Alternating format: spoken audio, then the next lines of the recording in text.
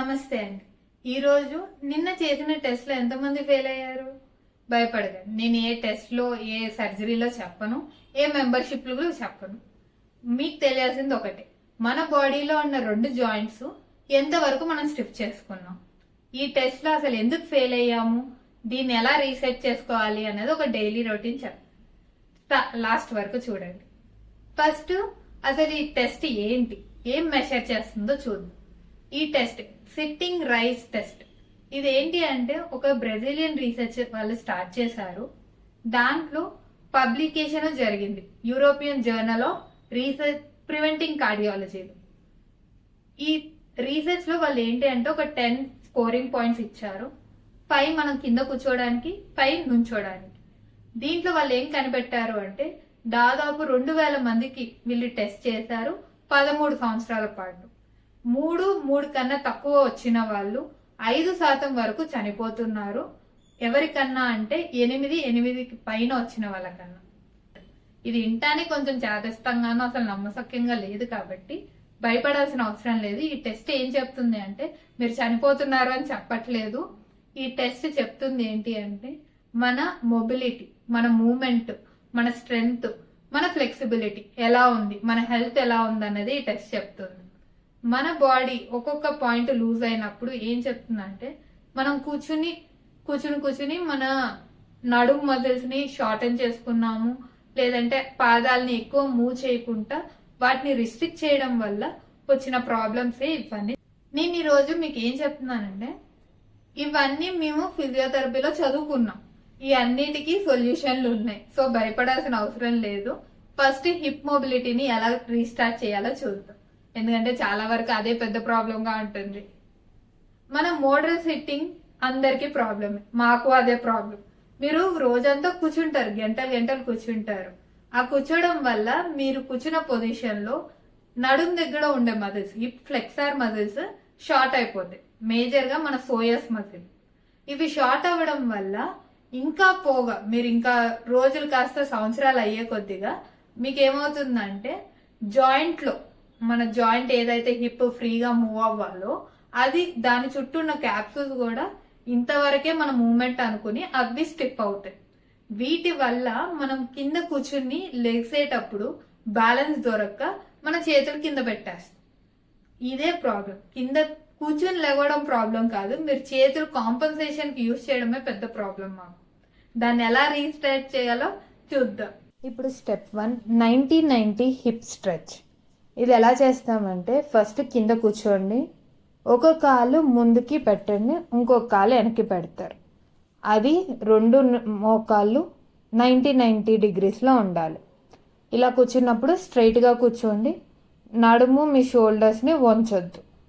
ఇప్పుడు కానీ మీ కాల్లో వెనక పెట్టిన కాల్లో మీ గ్లూట్లో పెయిన్ వచ్చినా, లైక్ పుల్లింగ్ ఫీలింగ్ వచ్చినా, ముందు పెట్టిన కాల్లో గ్రాన్లో ఆ పుల్లింగ్ ఫీల్ తెలిసినా మీకు ఆ స్ట్రెచ్ వస్తున్నట్టు.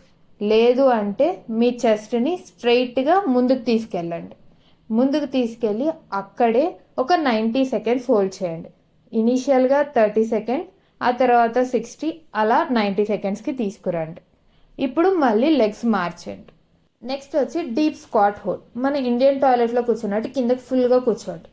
కూర్చుని మీ హీల్స్, మీ పాదాలు పైకి లేవకుండా చూసుకోండి. మీ చేతులు 2 మీ చెస్ట్ దగ్గర పెట్టి, మీ మోక్ చేతులు పెట్టి, ఎల్బోస్ పెట్టి నీస్ని బయటికి పుష్ చేయండి స్లోగా. ఇలా పుష్ చేసినప్పుడు మన బ్రెయిన్కి సిగ్నల్స్ వెళ్తాయి, ఇది కాదు నా ఎండ్, ఇంకొంచెం ఉంది, మన రేంజ్ ఇంకొంచెం వస్తుంది అని చెప్పి. స్టెప్ 3 వచ్చి యాక్టివ్ హిప్ కార్స్. మీరు నిటారుగా స్ట్రైట్గా నుంచుని ఒక గోడ సపోర్ట్ తీసుకోండి. ఒక మోకాలు పైకి లేపి మీ హిప్ లెవెల్కి స్ట్రైట్గా తీసుకురండి, మీ నడుము లెవెల్కి స్ట్రైట్గా తీసుకురండి. ఇప్పుడు పెద్ద సర్కిల్స్ మీ హిప్ పెట్టి స్లోగా చేస్తారు. ఇలా చేసేటప్పుడు మీ స్పైన్, మీ అప్పర్ పోర్షన్ ఏదైతే ఉందో అది స్ట్రైట్గా పెట్టడానికి ట్రై చేయండి. పెట్టి ఇప్పుడు స్లోగా క్లాక్ వైజ్ 5 టైమ్స్, ఇంకొక 5 టైమ్స్ యాంటీ క్లాక్ వైజ్ డైరెక్షన్లో తిప్పండి. చాలా వరకు మనం హిప్ ఇప్పుడు చూసాం కదా. ఇంకొకటి నెగ్లెక్ట్ చేసేది ఏంటి అంటే మన పాదాలు, యాంకిల్ జాయింట్ ని మనం నెగ్లెక్ట్ చేస్తాం. అది ఎందుకు అంటే హిప్ బాగానే ఉంటుంది, కింద కూర్చొని లేవగలుగుతారు. కానీ మన యాంకిల్లో మూమెంట్ లేదు అంటే బ్యాలెన్స్డ్ గా స్టేబుల్ గా మీరు కూర్చోలేరు. అది కూడా ఒక ప్రాబ్లం గా క్రియేట్ అవుతుంది. మీరు అలా కూర్చొని లేచినప్పుడు బ్యాలెన్స్ తడబడి కింద పడే ఛాన్స్లు ఉన్నాయి. దాన్ని కూడా రీసెట్ చేయడం ఎలా, దాన్ని ఎలా టెస్ట్ చేసుకోవాలో ఫస్ట్ చూద్దాం. యాంకిల్లో ప్రాబ్లమా హిప్ ప్రాబ్లమా అన్నది ఇప్పుడు చూద్దాం. యాంకిల్ వాల్ టెస్ట్, దాన్ని ఎలా చేయాలో చూద్దాం. Wall test, ankle wall test. ఇదేంటి అంటే గోడకి నేరుగా నుంచోండి, ఒక 10 సెంటీమీటర్ల దూరం. ఇప్పుడు మీ మోకాల్ని గోడ కానిచ్చడానికి ట్రై చేయండి, మీ పాదం పైకి లేపకుండా.